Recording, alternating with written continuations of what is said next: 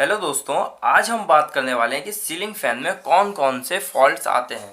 तो दोस्तों, अगर आप आईटीआई या पॉलिटेक्निक के स्टूडेंट हैं और इंटरव्यू की प्रिपरेशन कर रहे हैं तो बहुत ज़्यादा उम्मीद है कि आपसे सीलिंग फैन से रिलेटेड क्वेश्चन पूछ लिया जाए, क्योंकि हर कंपनी में सीलिंग फैन होता है। तो वहाँ पर क्या है, ऐसे बंदे की रिक्वायरमेंट होती है जिसको सीलिंग फ़ैन की भी कुछ जानकारी हो, और साथ ही आपको सीलिंग फ़ैन के फॉल्ट्स जानकर ये पता चल, अगर आपके घर में कोई फॉल्ट आता है तो आप उसको खुद से ही रिपेयर कर सकते हैं। तो फ्रेंड्स, उम्मीद करता हूँ कि आपको हमारी ये वीडियो अच्छी लगी। तो चलिए शुरू करते हैं आज की ये वीडियो। देखिए, सीलिंग फ़ैन में विशेष रूप से 4 कॉमन फॉल्ट्स आते हैं, ओके, जिनमें सबसे ज़्यादा आने वाला फॉल्ट होता है अनवांटेड साउंड। यह प्रॉब्लम क्यों आती है, इसके बारे में डिटेल में आगे जानकारी लेंगे। पहले जान लेते हैं हम किन किन फॉल्ट्स के बारे में आज बात करेंगे। दूसरा पॉइंट होता है लो रोटेशन स्पीड। लो रोटेशन स्पीड। और जो तीसरा फॉल्ट सामने आता है वह होता है फैन जाम की प्रॉब्लम होती है, बहुत ज़्यादा आता है ये फॉल्ट भी।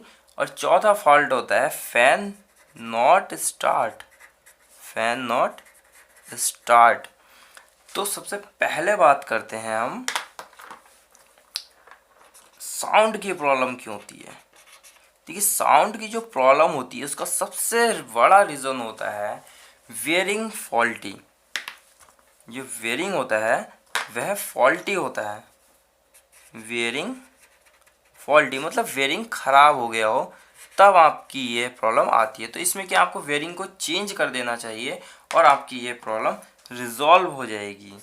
दूसरा फॉल्ट अगर बात करें तो वेयरिंग में क्या है, ल्यूब्रिकेशन की कमी। वेयरिंग में ल्यूब्रिकेशन की अगर कमी है तब भी जो आपका सीलिंग फैन है वह साउंड करता है। क्लियर। पहला बेयरिंग ख़राब हो जाए या दूसरा बेयरिंग में लुब्रिकेशन ख़त्म हो जाए। तीसरे फॉल्ट जो इसमें साउंड का जो तीसरा रीज़न होता है साउंड आने का वह होता है एयर गैप। आपका जो रोटर होता है और स्टेटर जो होता है सीलिंग फैन का, उसमें क्या है, एयर गैप आ जाए। अगर उसमें एयर गैप आ जाएगा स्टेटर और रोटर के बीच में तो क्या है, साउंड की प्रॉब्लम होगी, जिसको बोलते हैं असेंबली प्रॉब्लम। क्लियर। अब बात करते हैं हम अपने सेकंड पॉइंट के बारे में, जो कि है लो रोटेशन स्पीड। लो रोटेशन स्पीड। ये फॉल्ट क्यों आता है, पहले ये जानते हैं। इस फॉल्ट के आने का कारण होता है कैपेसिटर का वीक हो जाना। कैपेसिटर का वीक हो जाना। तो क्या है, आपको कैपेसिटर को चेंज कर देना है। कई बार वीक हो जाता है या फिर वह लीक हो जाता है। अब आपको कैसे पता चलेगा कि कैपेसिटर वीक हो गया, तो क्या करना है, आपको अपने कैपेसिटर को, उससे जो 2 वायर्स आती है उसको आपको अपने सॉकेट के फेस और न्यूट्रल वाले पॉइंट में डाल देना है और फिर बाद में इन दोनों को आपस में टच करना है। इन दोनों तार को आपको क्या है, सॉकेट में डाल देना है। 1 से 2 सेकंड तक इनको रखना है, फिर बाहर निकाल के इन दोनों को आपस में टच कर देना है। इन दोनों को आपस में टच कर देना है, दोनों वायर को कैपेसिटर के। तो क्या है, यहाँ पर स्पार्क जनरेट होगा, आवाज़ आएगी, आपको चट करके आवाज़ आएगी। ज़्यादा तेज़ आएगी तो मतलब आपका कैपेसिटर सही है, और हल्के आ रही है तो आपका कैपेसिटर ख़राब है, आप उसको चेंज कर दीजिए। जो दूसरा पॉइंट बात करते हैं आप लो रोटेशन स्पीड का, वो होता है लो सप्लाई वोल्टेज। लो सप्लाई वोल्टेज।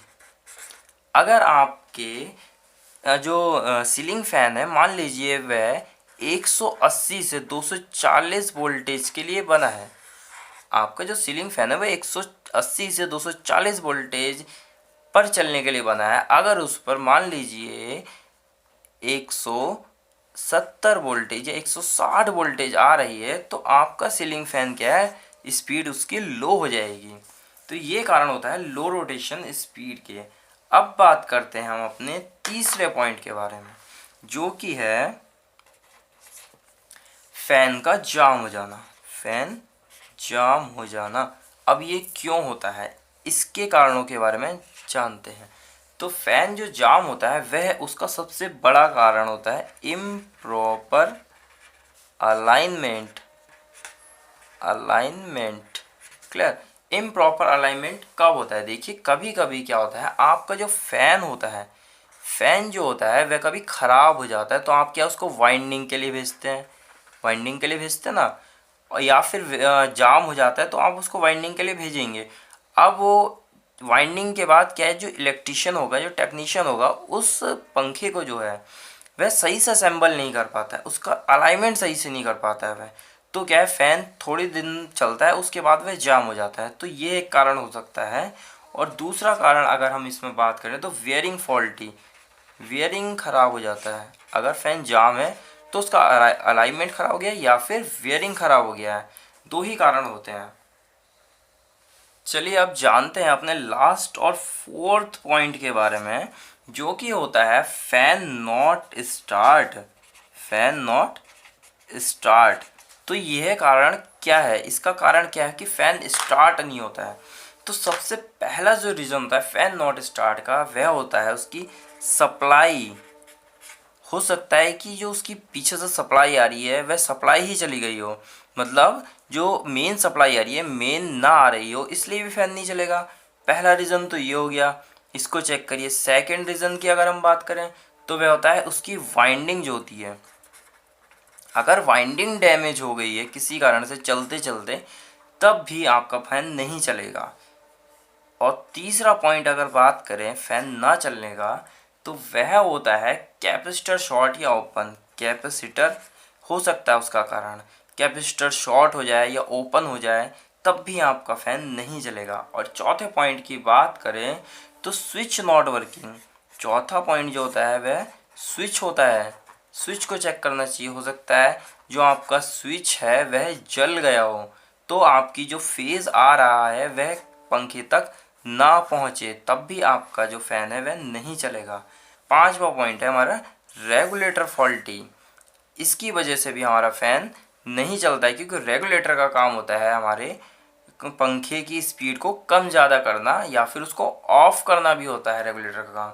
तो हमें अपने रेगुलेटर को सही तरीके से चेक कर लेना चाहिए। तो फ्रेंड्स उम्मीद करता हूँ कि आपको यह वीडियो पसंद आई होगी। तो फ्रेंड्स अगर वीडियो पसंद आई है तो प्लीज़ चैनल को सब्सक्राइब ज़रूर करें। धन्यवाद।